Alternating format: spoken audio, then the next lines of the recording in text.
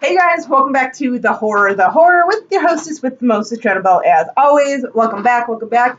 So I'm going to be talking about slash semi-reviewing a TV show, nothing horror related today. I do apologize. You guys know that I do try to once in a while give you guys something a little bit different, something non-horror related, because you guys know I enjoy other things besides just horror movies and your faces. I enjoy your faces the most, even though a lot of you don't always see your faces, but I enjoy you guys. I enjoy your company. I enjoy you guys watching me, so I'll get to share some of my favorite things with you guys. So I'm talking about a show from the mid-90s that only lasted for one season, and that is My So-Called Life. Yes, I have the full season right here, as you can see. I know that they just released, within the last couple of years, I think like a more updated version of it. I think with maybe some special features and stuff.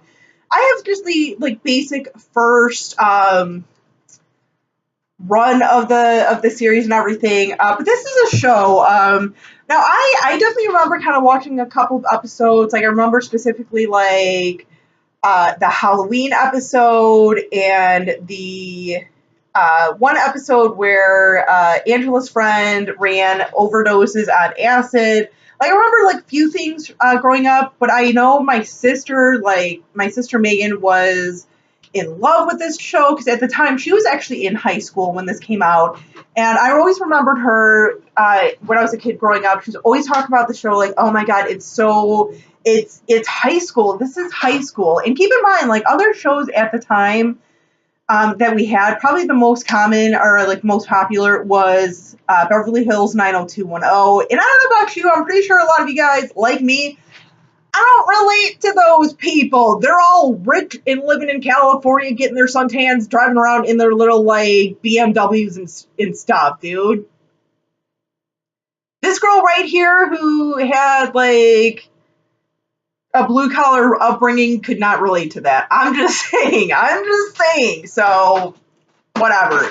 No, but I definitely like when this came out. I did order it like God, like 10 years ago or something. Ordered it from Amazon because it is a good show. It is such a good show. And even like going back watching a lot of this stuff, I still feel like this totally can still be relatable, even though it's been 22 years now since this show first aired. Still very relatable. Like I said, it only lasted one season, which uh, that is just a travesty into itself. Like, and interestingly enough, our one and only season is not even complete season because I know there was at least, I believe, like three more episodes, unaired episodes.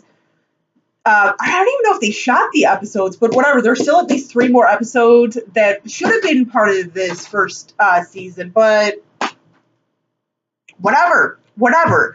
But it's basically the show revolves around this girl Angela and her family, and like just kind of like her home life and her school life and everything, and just like her different like relationships, the different people that she was hanging out with, and different sort of things that, any sort of 15, 16-year-old girl or, anyone around that age group is going through those difficulties, those angst and everything.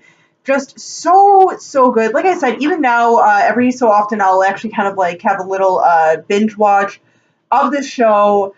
And I feel like it's still very relatable and everything. I mean, obviously, I'm not a teenager anymore, but I still feel like even though it's been 22 years since this first aired, I feel like, teens can still relate to this, still identify with different characters in here. I mean, and this is like, I remember one of like the first shows, because I was like in fourth grade when this show aired. And I remember like the couple of episodes I watched with my sister Megan, I was just so like, that's how high school is? Like, are all the girls like Rayanne who are like party animals and everything? And then also too, I give this credit because this was the first show that I'd seen growing up with a gay character, like which was pretty big. I know he wasn't like the first.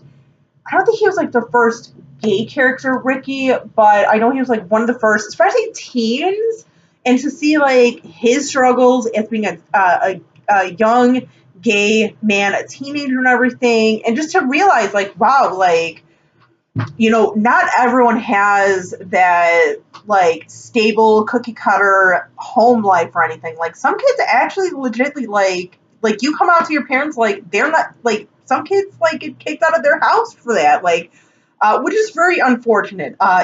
If you do have a gay child or relative, please do not ostracize please do not like push them away or anything, dude. They're still amazing human beings. I'm just saying, I love my gays. I do. I do. I prefer my gay community over my straight community sometimes. I'm just saying. I'm just saying. But anyway, but no, this is you know, it touched on a lot of those different things and everything. So, but it is a great show, you guys. Definitely check it out if you have not seen it. If you have watched this show, let me know what you thought of it. What were some of your favorite characters, some of your favorite episodes and moments of the show? Till next time, you guys, as always, stay creepy, classy, and a little bit sassy.